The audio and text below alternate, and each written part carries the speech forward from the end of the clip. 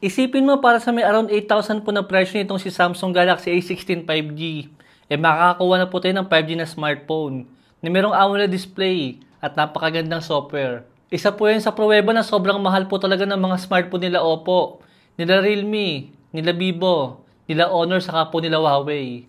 Dahil anong smartphone po ba ng mga brands na yan ang merong 5G, saka po AMOLED, sa kulang 10,000 po na SRP? Wala guys. Pero si Samsung is mabibigyan po tayo ng ganyang klase ng specs sa less than 10,000 lang. Dahil kailan lang po guys, si Samsung po ang isa sa pinaka-overpriced sa smartphone. Pero ngayon, di ko maintindihan sila Oppo at mga ibang bagong brands na yan. Na tila ba mas mahal pa po sila compare po kay Samsung ngayon.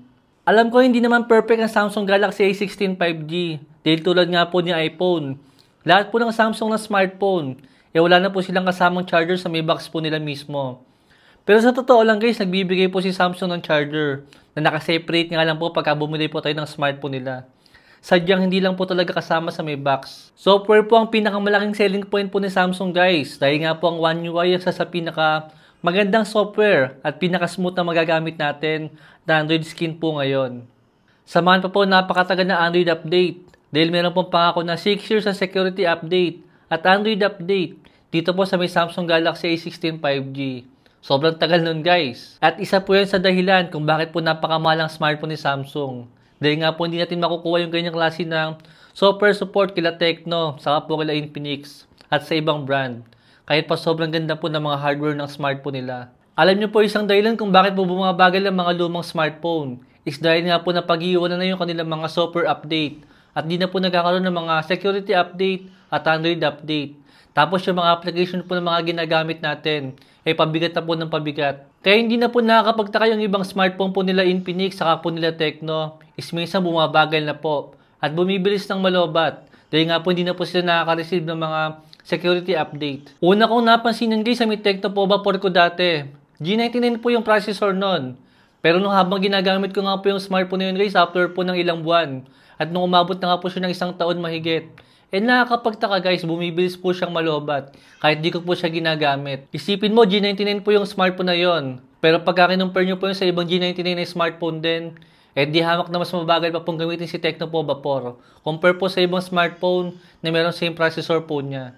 Naka-Dimensity 6300 5G po yung processor nito, itong si Samsung. Same po ng Oppo A5 Pro 5G na meron 15,000 po na SRP. Kung Mobile Legends lang guys ang hilig natin laruin, I think okay naman po ang smartphone na yan. Dahil kasi nakas lang po ito guys ang G99 at ang G100 pagdating po sa may performance. Siyempre still Samsung pa rin to guys at asahan mo na. Sa may ganitong presyo is naka single speaker lang po yan.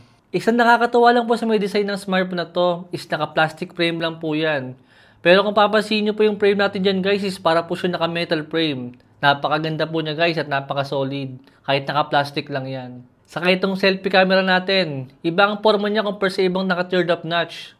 Medyo mas social po itong kay Samsung. Dito naman sa may camera niya, meron po siyang 50 megapixel na main camera. Saka po 5 megapixel ultra wide. At 2 megapixel na macro lens. Decent naman to guys para sa akin, di na po masama yan. At para sa gitnong kababang presyo, meron pa po tayong ultra wide.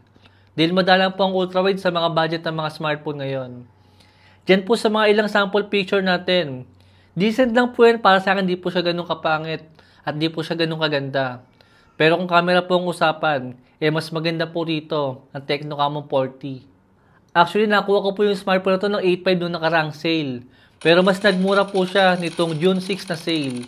Dahil nga po naging around 7,000 lang po siya. Sobrang sulit yan guys para sa may ganyang presyo na Galaxy A16 5G. Dahil unang-una naka 5G nga po tayo. Naka-AMOLED display. Decent na camera. At napakagandang software. Ang ilan lang po na tinipid ni Samsung dito na understandable naman. Isa una is hindi po siya naka-punch hole nga. Tapos naka 9 Hz lang po yung refresh rate natin. At 25 watts lang po yung supported sa kanya. At naka single speaker lang. Pero para sa akin, din ako magre-reklamo sa ganyang klase ng specs. Dahil para sa may around 7,000 nga po ngayon. Para sa isang Samsung na smartphone, naka 5G pa po tayo. I think panalo na yan para sa akin. Meron po tayong link sa may comment section. Magmumura yan guys pagka naka-sale po siya. Balik na lang po yung video natin. Thanks for watching.